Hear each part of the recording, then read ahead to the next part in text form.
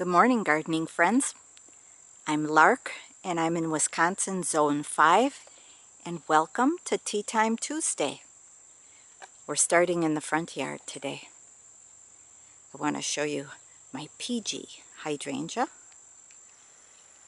Doing good. That we have to tie up the branches so they don't droop too much.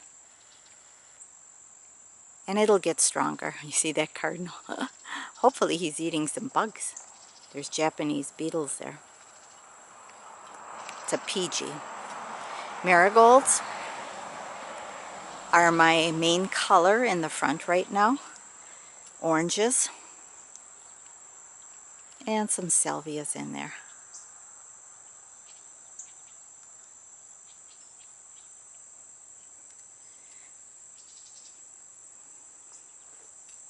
We have gold flame spireas, sand cherries. Gold flame spireas are the smaller bush, which will turn orange in fall. And the sand cherries. Oops, got to fight with mosquitoes again today. Crimson King, maple. The evergreens are yews.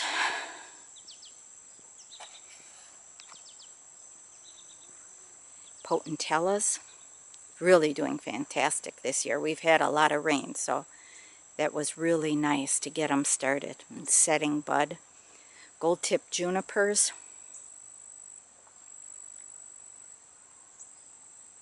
Diablo, 9-bark. Trying to catch a bunny. Live trap. He lives, there's another baby bunny underneath those gold tip junipers. Okay, my Russian sage I had cut down around the last, I think it was the last day in June. So everybody else's is blooming right now, but mine will bloom very soon.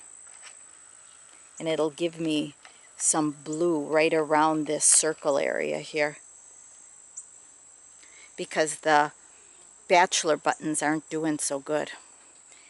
I think I might put a lot of salvias in between the catmint. Now the catmint I chopped down about a month ago, and now it's coming back and it will bloom again, so I'll have blue for a long time up around this area here, and very drought tolerant. So Russian sage and catmint if you need something that's drought tolerant.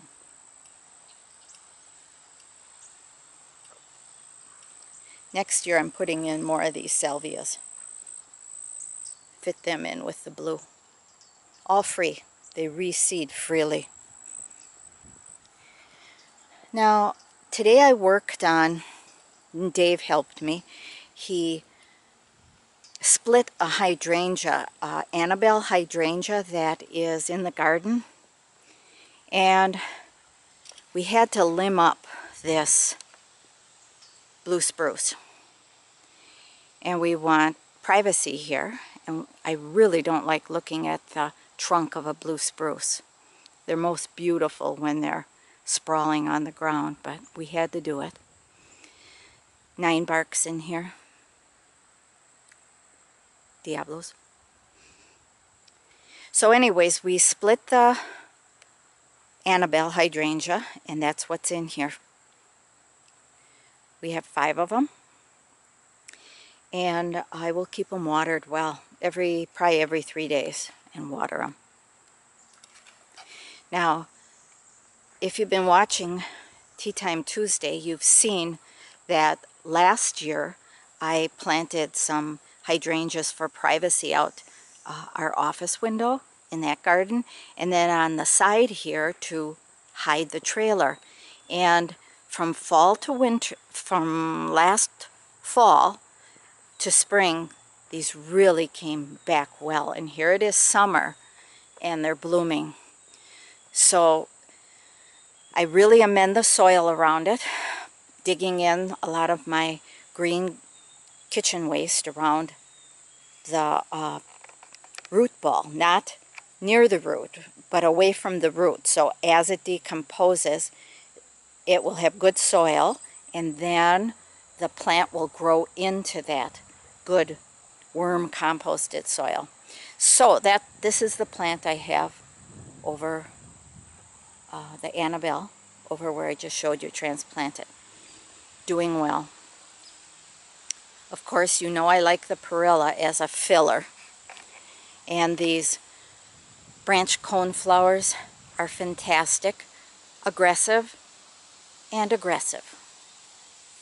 But great fillers. Otherwise, this area here would have weeds growing in between the perennials. So I think it's great. Perilla is not even noticeable in spring, and then all my spring perennials bloom, and then when they die back or start looking yucky, then this perilla takes over, or the branch coneflower. So planting close is good, and we give each perennial its time to bloom and look good in the garden. That's the way I do it. Hibiscus is not blooming yet, but the alliums are, the little lavender pink ones. You'll see them around. Euphorbia, called chocolate or snake root.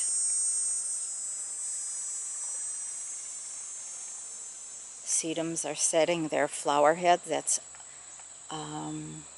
autumn joy. You'll see a lot of those in my garden too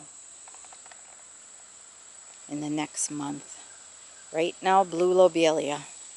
We talked about it last week. Another aggressive plant, and I use a lot of it. Goldenrod is starting to bloom. Now, blue lobelia I use as a filler too, just like the perilla. Fills in, blooms for probably about a month. Will bloom in shade or sun. And then we have the false sunflower. That's a late bloomer also. Tiger lilies are winding down, and I will cut those back and just chop and drop so the Joe Pye can be seen as you walk the front of the garden. Now, if I was better about deadheading the phlox earlier in the season, I'd have a longer bloom into September. But right now I'm going to be happy with it just blooming through August. Now, take a look at this blue lobelia as a filler, and then the black-eyed Susans are blooming in amongst it. And then the blue lobelia with the barberry, pygmy barberry. It just flows one blooming perennial into another. But the blue lobelia is the main focus right now.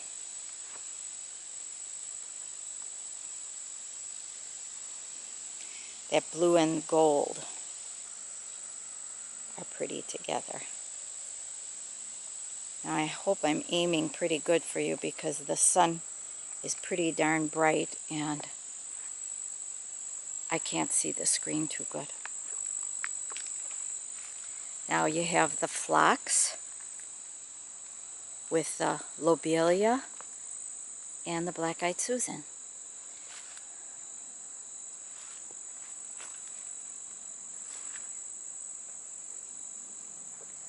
And verbena, Buenos Aires. Now I threw a lot of that seed around. But the one thing about come agains, they're annuals here, but I call them a come again because they reseed freely, is back in there, they don't get enough, the seed doesn't get light. So it doesn't come up too freely. Where on the edge here, there is more light on the dirt. So one of you wanted to know what the white was in front of the smoke tree or smoke bush. And that is, yep, you got it, fleabane. I've been talking about fleabane probably for 6 weeks. It's native here in Wisconsin. Some will call it a weed. But oh, that bright white right now. Right now and for the last, at least the last month. Looks pretty with the grasses in the back and the blue lobelia, black-eyed Susans. And you see the red amaranth.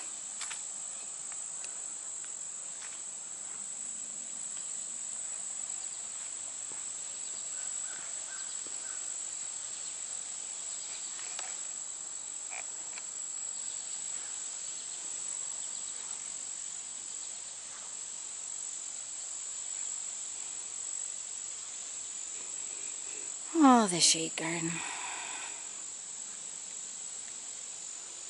Still the white phlox is blooming a little bit.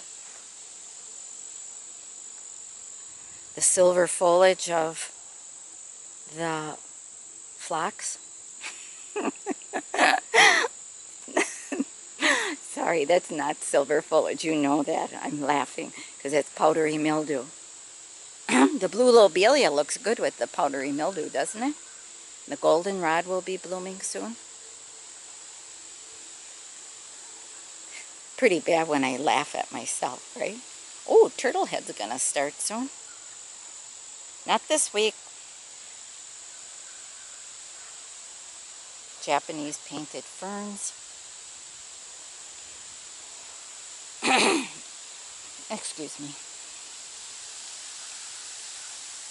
Okay, blue lobelia down in, let's walk down here, in the bog area, or my wild area.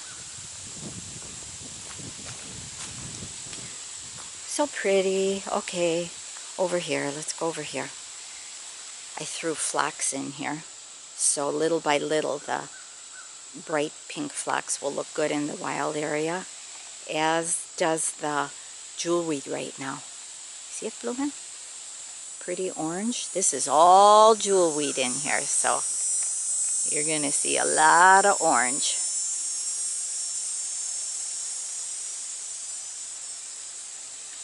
You hear those katydids? Sound of summer. Black-eyed Susans found their way back here. But here is my blue lobelia, where the foam flower was in spring. It's down in there. It is down in there.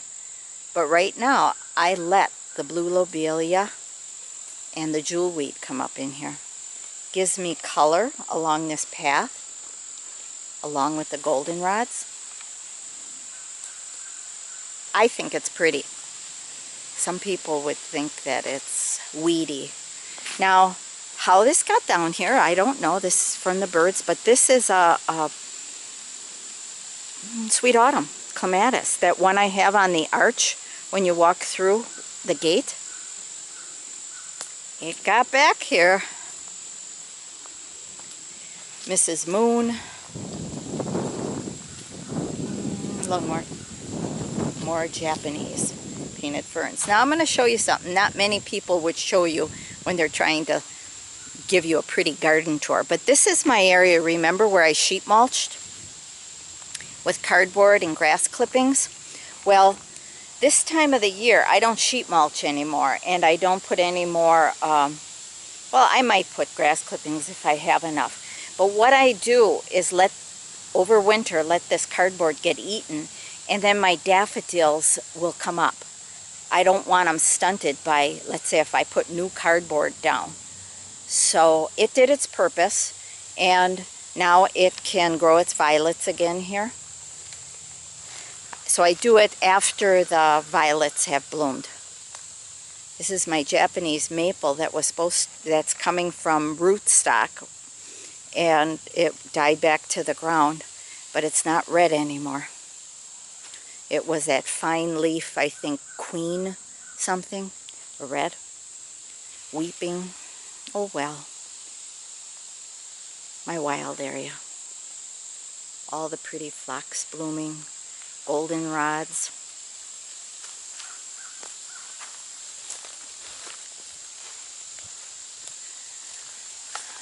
Okay.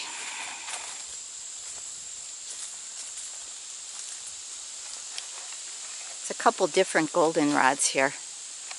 This one is a little more upright in here, see? And then there's one, where is that one? That kind of more cascades, like this.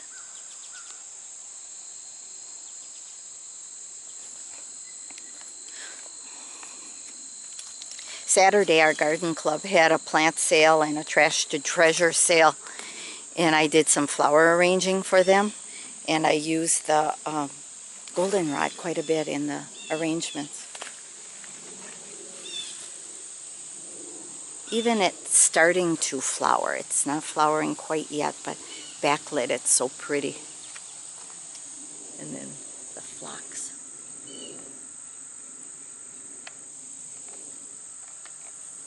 And the black-eyed Susans. So you remember this area, my friends? Walking down here? The back path, my bowling ball path. My bog veggie garden that really wasn't too successful this year because of all the wet we got, all the rain.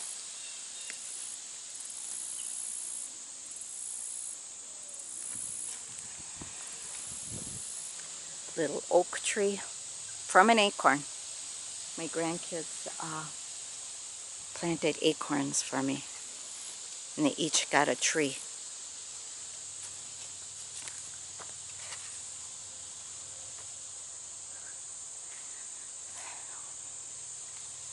My bloodgood Japanese maple. Some more false sunflower.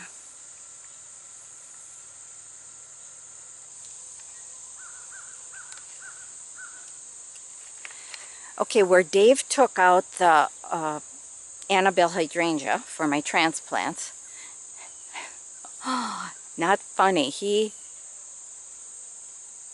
dug into the ground in an area and he hit some ground bees.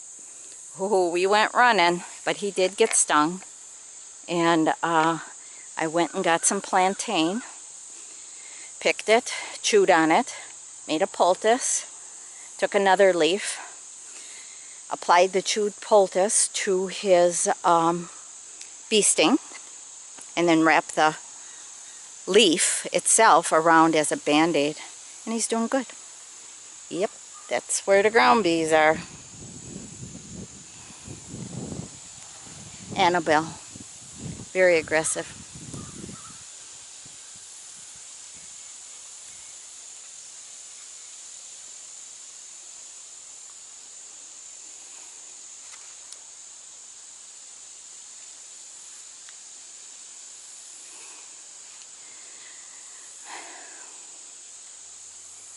The cup plant.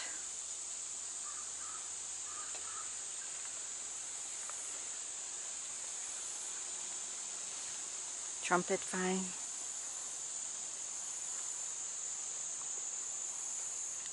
Blue lobelia in a lot of shade. I have tansy in my garden too, so later on you're going to see this herb blooming yellow. Tansy. Guess what? It's another aggressive herb.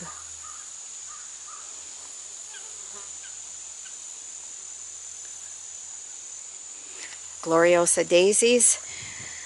I do let them start seeding now, so instead of deadheading, I'm letting them look yucky. And then we'll drop seed for next year. Or they drop it themselves.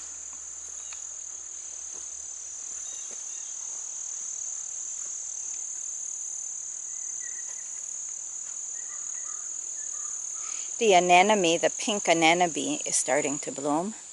and the grasses are setting seed. This is switchgrass, Shenandoah switchgrass. Prettiest, I think, in the morning with the dew on it.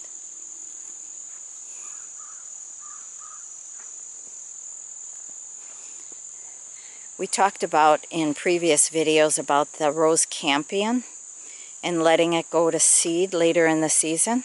That's what I'm doing now. No more deadheading. I'm going to be throwing the seed around, and it will come up next year and not bloom. The seeds that drop this year will not bloom next year. They're biannual. But there's plants growing in there that will bloom next year.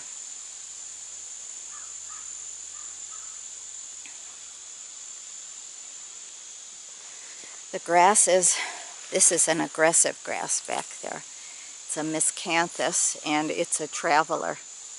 So I have a barrier up back there, but it jumped the barrier, galvanized. But that's a good place for it, back in the corner here.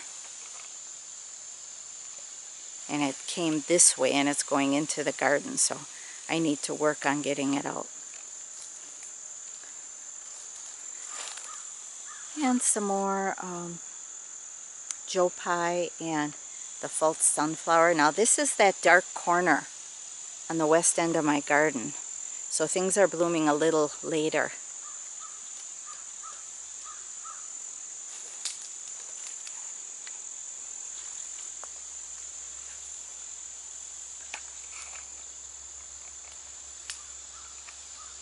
Just watered my hostas today. These are 2 years old, and those 3 of them. And then these here are from last fall. Watered all the, you see the branched coneflower that I planted back there? Right there? Well, I'm letting it set seed, so it drops its own seed all around here. I want it to hide that wood pile. And then in front of that, I have blue lobelia. That can reseed too, drop all its seed at once. And then I have bee balm back there. We talked about it last week, the red, Jacob Klein, bright red. Some more branched coneflower. And red bee balm.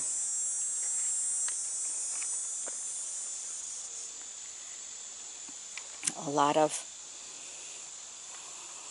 spreading Jacob's ladder and celandine poppy,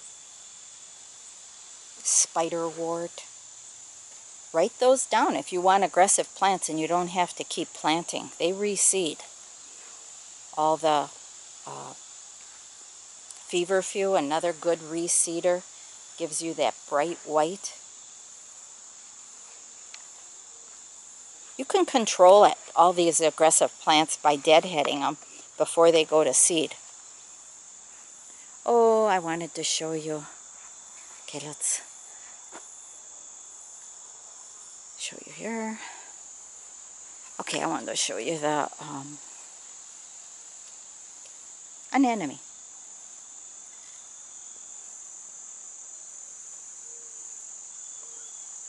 Fall blooming. So after the anemone, or about the same time,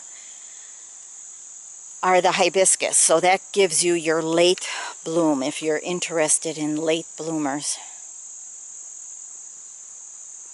There's a white anemone, and then there's this one here. I think this is Charlotte. And it is a spreader by root. I don't know if it reseeds too much, but it does spread by root.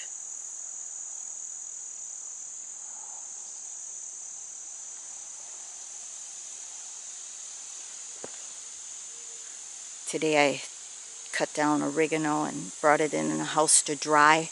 I dry on window screens. I have a couple screens from a patio door, so they're big, and I put them on some sawhorses downstairs, and they do well. It dries well.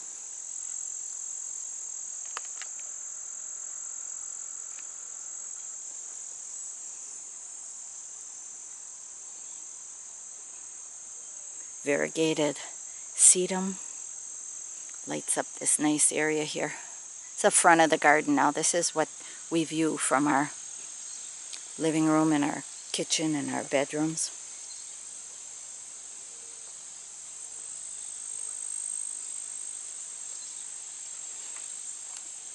Oh, there's a hibiscus. I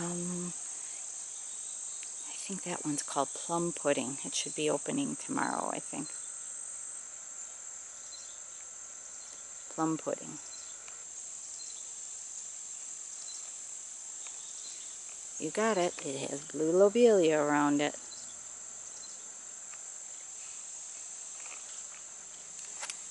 The goldenrods are back by the yarrow.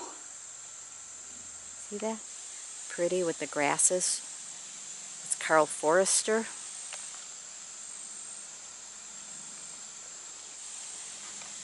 Now it'll be very interesting. I haven't seen my asters too much, so we'll see if they're going to poke through and I'm just missing them.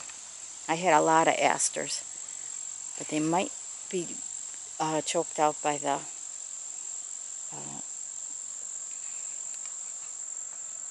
fox. Naughtia.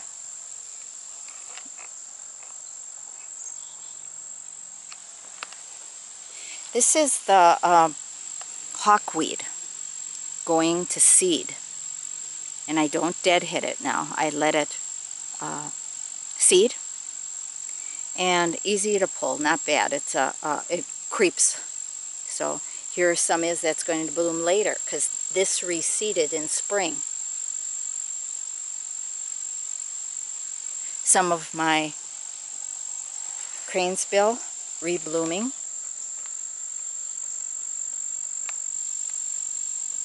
And blue chips campanula.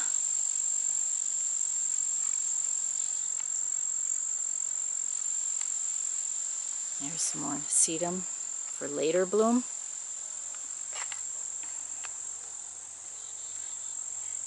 You got it, fleabane.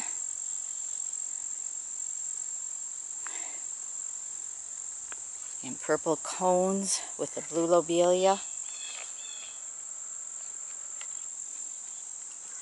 Few daylilies blooming yet. This one's kind of spidery.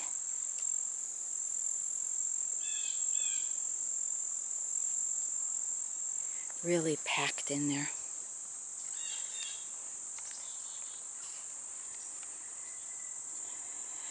Okay. That's it, gardening friends. That's it for today.